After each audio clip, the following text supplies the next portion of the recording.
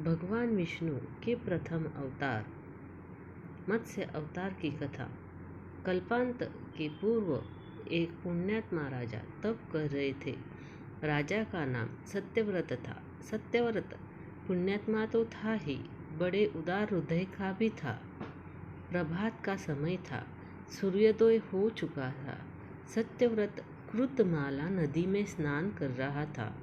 उसने स्नान करने के पश्चात जब तर्पण के लिए अंजलि में जल लिया तो अंजलि में जल के साथ एक छोटी सी मछली भी आ गई।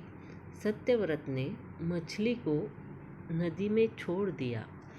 मछली बोली, राजन, जल के बड़े बड़े जीव छोटे छोटे जीवों को मारकर खा जाते हैं।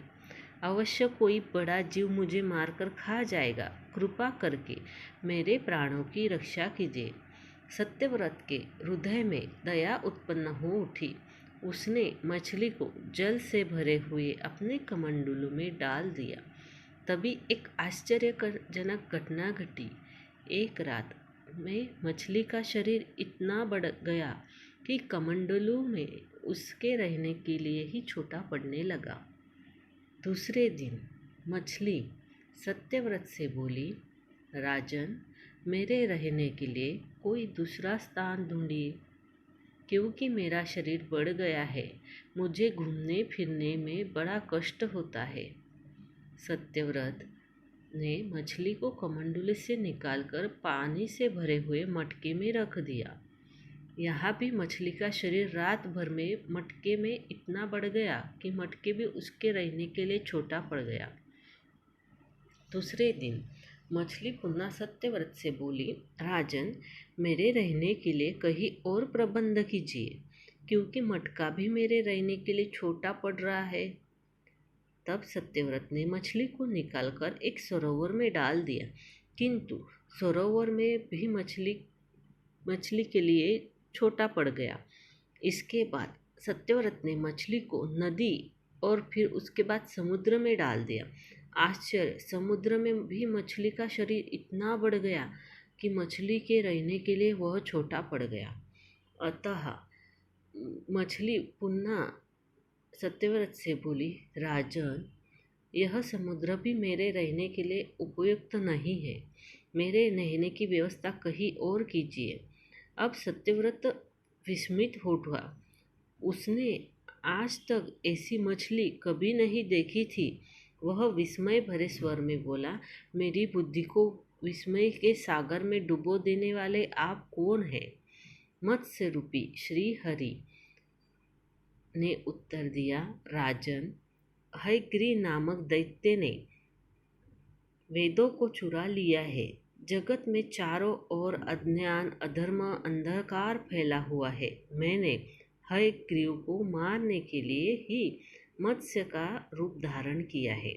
आज से 7वें दिन पृथ्वी प्रलय के चक्र में फिर जाएगी। समुद्र उमड़ उठेगा, भयानक वृष्टि होगी, सारी पृथ्वी पानी में डूब जाएगी। जल के अतिरिक्त कहीं कुछ भी दृष्टिगोचर नहीं होगा। आपके पास एक नाव पहुँचेगी। आप सभी अनाजों और औषधियों के बीजों के लेकर सप्तऋषियों के साथ नाव पर बैठ जाइएगा।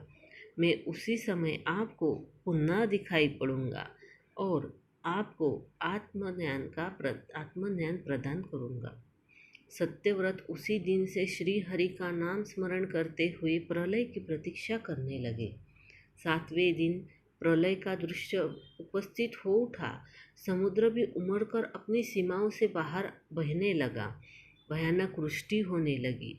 थोड़ी ही देर में सारी पृथ्वी पर जल ही जल हो गया। संपूर्ण पृथ्वी जल में समा गई। तभी उसी समय एक नाव पड़ी। सत्यव्रत सप्तऋषियों के साथ उस नाव पर बैठ गए। उन्होंने नाव के ऊपर संपूर्ण अनाजों और औषधियों के बीज भर लिए। नाव प्रलय के सागर में तैरने लगी। प्रलय के उस सागर में उस नाव के अतिरिक्त कहीं कुछ भी दिखाई नहीं दे रहा था। सहसा मत्स्य रूपी भगवान प्रलय के सागर में दिखाई पड़े। सत्यव्रत और सप्तऋषिगण मत्स्य रूपी भगवान की प्रार्थना करने लगे।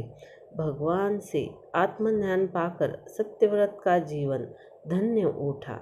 वे जीते जी ही जीवन मुक्त हो गए। प्रलय का प्रकोप शांत होने पर मत्स्य रूपी भगवान ने हयग्रीव को मारकर उनसे वेद छीन लिए। भगवान ने ब्रह्मा जी को पुनः वेद दे दिए। इस प्रकार भगवान ने मत्स्य रूप धारण करके वेदों का उद्धार तो किया ही, साथ ही संसार के प्राणियों का भी अमिट कल्याण किया। दोस्तों, तो ये थी भगवान विष्णु के मत्स्य अवतार की कहानी। आपको अच्छी लगी हो तो हमारे चैनल को लाइक, शेयर और सब्सक्राइब कीजिए। धन्यवाद। हर हर महादेव।